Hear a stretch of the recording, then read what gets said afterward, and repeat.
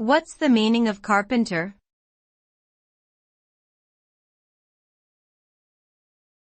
Carpenter.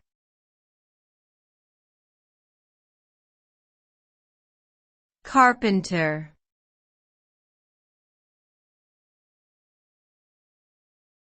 Carpenter.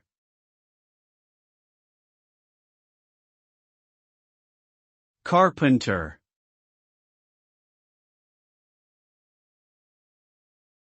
A carpenter is a skilled worker who specializes in constructing, repairing and installing wooden structures and fixtures.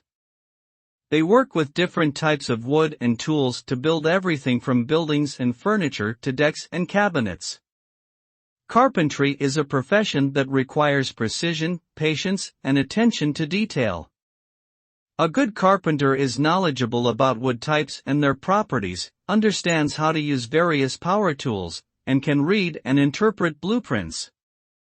Their work involves measuring, cutting, and joining pieces of wood together to create functional and aesthetically pleasing structures that can stand the test of time.